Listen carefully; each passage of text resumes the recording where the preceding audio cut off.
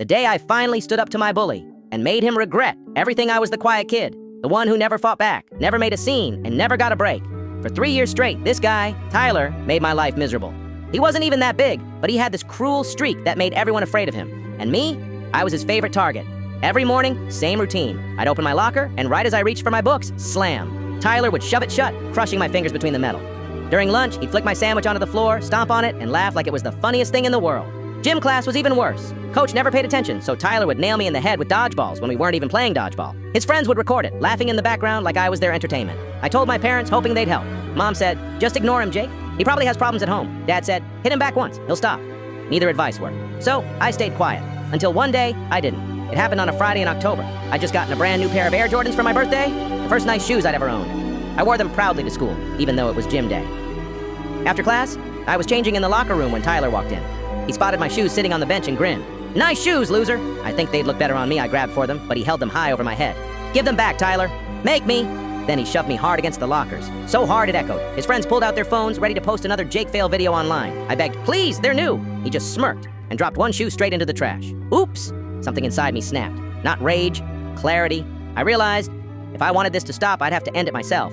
That night, I barely slept. I thought about every time he humiliated me, the gum in my hair, the spilled milk on picture day, the mocking laughter. By morning, I had a plan. I met my friend Kevin before school. He'd already been recording some of Tyler's bullying for weeks, but nobody cared. This time, I told him, "Get your phone ready."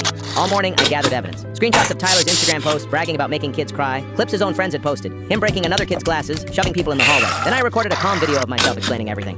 Names, dates, witnesses. At lunch, I sat at my usual table and waited. Kevin hid nearby, camera rolling. Tyler strutted over with that same smug grin. "Ready for round two, loser?" This time I stood up, looked him straight in the eye. "Actually, yeah." He blinked, confused. I pulled out my sister's phone and held up the screen. "Go ahead, Tyler. Do it again. Because this time we'll both be in the principal's office. And the cops will see everything you've done." Whoa. His face went pale. On the screen were his own video. Him bragging, bullying, laughing.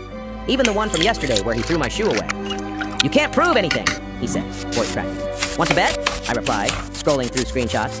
"Here's you making Emma cry. Here's you breaking Austin's glasses. And here's you assaulting me yesterday." His friends suddenly backed away. Their phones, their funny clips, had become evidence. Tyler tried to grab my phone. I walked straight to the principal's office with Kevin recording everything. Principal Davis watched the footage in silence. Then she called his parents. When they arrived, Tyler's mom took one look at the screen and slapped him across the face. "You did this?"